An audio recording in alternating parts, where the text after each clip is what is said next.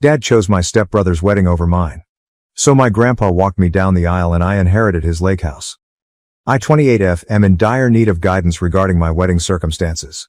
Family drama has made what could have been a great situation into a total nightmare. I'll start from the beginning to help you understand how we got here because there's a lot to unpack. I grew up in what I believe to be a happy family as an only child. Weekend excursions with my parents, family game evenings, and my dad teaching me how to ride a bike are all part of my early recollections. The type of father who would construct tree houses for me and ward off monsters beneath my bed, he was my hero. But when I was 14, everything changed. The day my parents sat me down and announced their impending divorce is still fresh in my mind. Mom had discovered that Dad was having an affair with his coworker, Laura, 42F. Dad and Laura were married 6 months after the divorce was finalized. At that point, I got to know Aaron, 25M, Laura's son from a prior marriage. The change wasn't simple. Suddenly, I had a stepbrother after being an only child.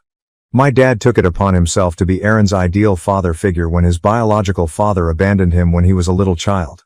I initially found it admirable that Dad was assisting a child in need of a father. I was unaware that this would ultimately result in the death of my own father. Although slow, the alterations persisted. Aaron's baseball schedule became the focal point of our Sunday father-daughter breakfasts, which evolved into family breakfasts. My dad used to attend all of my dance recitals, but he started missing them because Aaron had practices or games. Despite having no baseball knowledge, he even joined Aaron's squad as assistant coach. My mother remarried David, a good man who had a job offer in another state, when I was 16. Despite everything, I wanted to be near my dad, so I chose to stay when they asked if I wanted to relocate with them. In retrospect, I wish I had chosen differently. My final year of college was the true turning moment.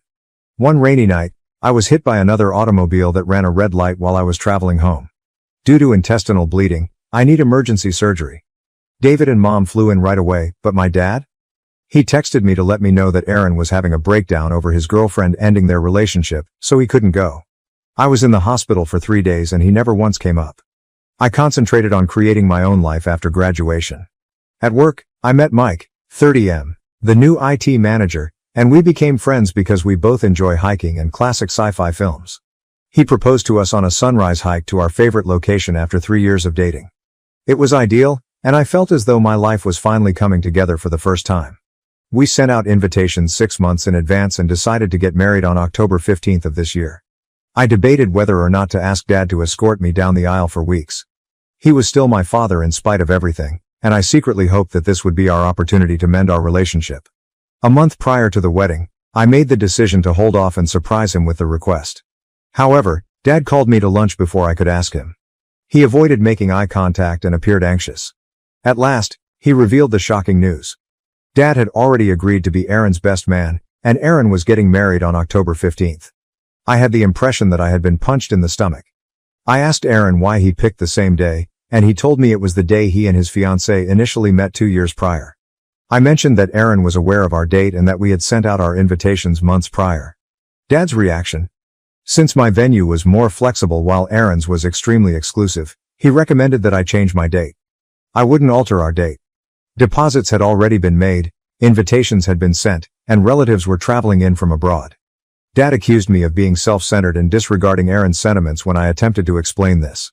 He claimed that because Aaron never had a real father figure, he needed him more. When my grandfather, Mom's father, learned, the situation blew out. He and I have always been close, particularly since my parents' divorce. He offered to take me down the aisle right away since he was upset with my dad.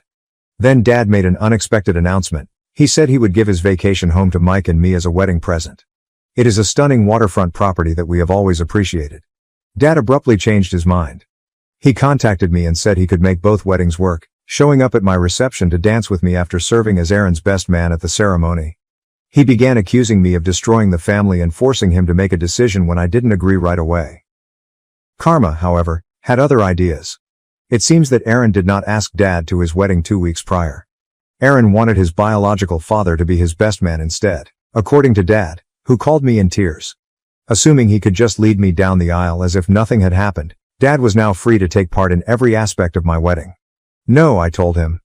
Given his extraordinary generosity, I didn't want to upset my grandfather by denying him this moment because he had stepped up when Dad stepped out. Dad went totally crazy. He began shouting that I was being deceived by my grandfather, that I was selling my loyalty for a house, and that I was putting money before family. I blocked his number after hanging up on him. His whole family is now accusing me of being materialistic and callous. Dad is hurting, therefore my stepmother Laura says I should be more compassionate. Since he's now available, even some of my friends believe I'm being too harsh and that I should give him another try. However, I don't believe I'm mistaken. This goes beyond the wedding. It's about years of being viewed as Aaron's second best friend and having my needs and feelings ignored in favor of Aaron. Since he's only coming to me since his first choice didn't work out, why should I give him this unique moment? So, Reddit, even if my dad is now available, am I wrong for not letting him lead me down the aisle? By picking my grandfather, who gave us a house, over my father, am I being materialistic? I'd greatly benefit from an independent viewpoint on this. Update 1. I want to start by saying thank you to everyone for their encouraging words and remarks. I feel more sure now about my choice thanks to all of you. However, since my previous post, a lot has transpired, and I must tell you about the mayhem that occurred during my wedding rehearsal. Yesterday, the rehearsal was set to begin at our location at 5:00 p.m. It was going well. The ladies were practicing their steps, Mike's nephew was performing admirably as our ring bearer, and my granddad was rehearsing leading me down the aisle. Then my father unexpectedly arrived. We didn't notice him at first. He crept into the rear of the venue and observed from the sidelines. He didn't start yelling until we were in the middle of the second practice. Yelling that this was all wrong and that he was my real father, who had a greater right to be there than my grandfather, he rushed down the aisle and shoved past my bridesmaids. Bless him, my grandfather made an effort to remain composed. Protectively, he moved in front of me and beckoned Dad away. Dad became even more irate as a result. He began bringing up old family history, saying that my grandfather had never liked him and that the house offer had turned me against him. He even claimed that my grandfather was attempting to purchase his way into the position of father of the bride. The worst thing? Dad could not stand up straight and his sentences were slurred, so it was obvious he had been drinking. Before venue security arrived, Dad attempted to physically shove my grandfather away from me after Mike phoned them. Fortunately, Mike's brother intervened and restrained him. The entire event was terrifying. My mom was taping everything in case we needed proof for a restraining order, my bridesmaids were stunned, and my flower girls were crying. Dad started yelling at me as security escorted him out, saying that I was dead to him and that I would regret putting money before blood. It was simultaneously heartbreaking and humiliating. However, this is when things took a surprising turn. My stepmother, Laura, had slipped in behind Dad in all the confusion. She drew me aside after he left and asked if we could speak in private. I was completely stunned by what she disclosed. Laura believes that Aaron had purposefully orchestrated this entire wedding date catastrophe. She handed me screenshots of 3 months' worth of chats between Aaron and his fiancée. Although they had talked about a number of potential wedding dates, Aaron insisted on October 15th since it was my date. He boasted in his texts that he was going to show Dad that he loved him more than I did. The really terrible thing, though? My father was aware of this. Aaron freely shared his idea with Dad in texts that Laura showed me. Dad had replied that he understood Aaron's feelings and would back Aaron's decision, rather than shutting it down. Knowing that I would have to reschedule my date or risk losing Aaron as a part of my ceremony, Dad even assisted Aaron in booking the location. As she showed me all of this, Laura was in tears. She claimed to have witnessed Dad's favoritism of Aaron for years, but she always justified it by telling herself that Aaron needed more help because his biological father wasn't there. But after witnessing Dad's handling of this matter, she realized how poisonous things had gotten. The family dynamic I observed was only the beginning, she disclosed. It seems that Dad has been snooping around and turning down invites to family gatherings where I would be expected, claiming that I was too busy, or that I didn't want to attend. He has been giving Aaron details about my life and pushing him to match my accomplishments. In fact, when I got engaged, Dad advised Aaron to pop the question to his fiancée very far away in order to avoid falling behind.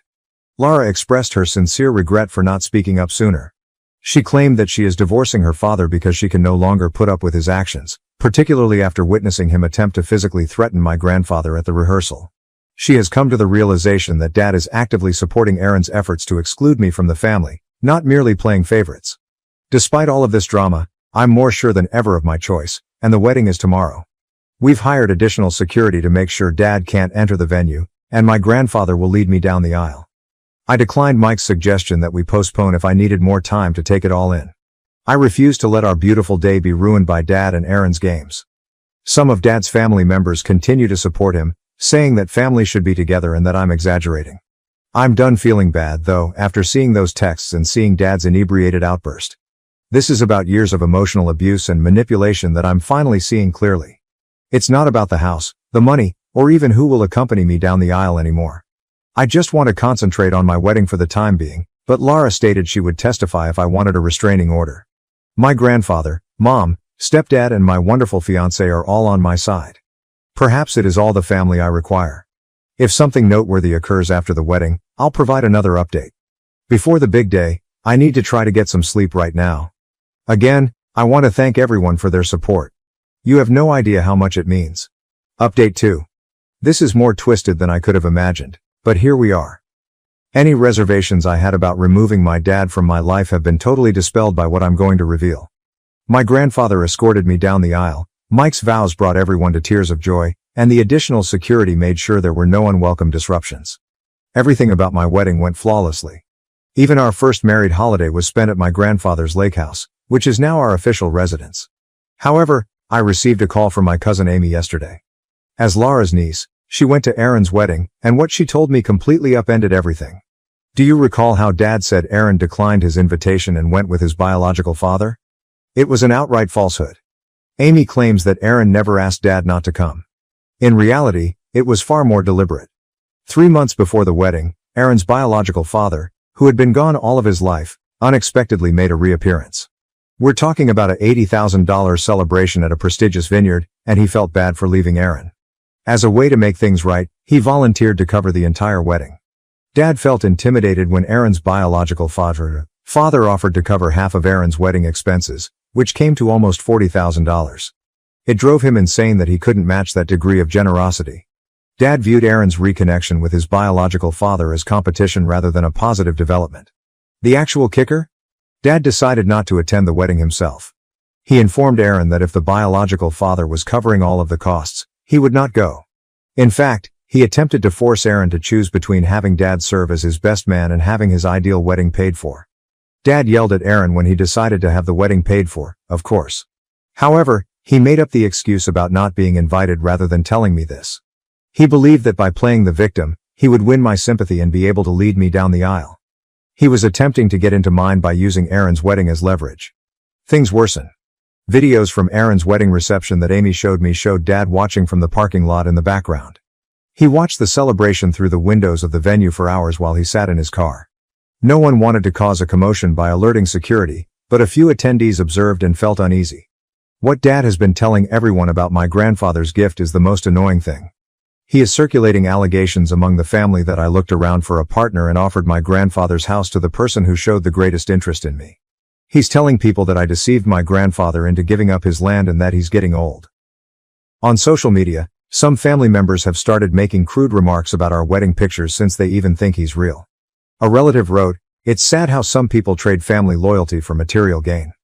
I hope the house was worth losing your father over," said another uncle. I drove to Dad's house because I was so furious and wanted to tell him everything I knew. A bad concept. Rather than offering an apology or even acknowledging it, he attempted to defend his behavior.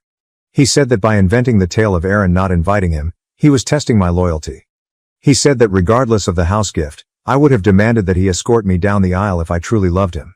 Then, because Aaron is also related, he had the gall to insist that Aaron receive a portion of my grandfather's present. Because it's not fair that Aaron receives nothing and I receive such a great present, he genuinely proposed that we sell the lake house and divide the proceeds. He threatened to challenge the property transfer in court when I declined. I was both relieved and appalled when I left his place. I just know that I made the proper choice every time I learned something new. After that, Lara called me and told me that ever since my grandfather made the gift announcement, Dad has been obsessed with the lake house. He and Aaron apparently thought I would allow them to use it for weekend fishing excursions since we're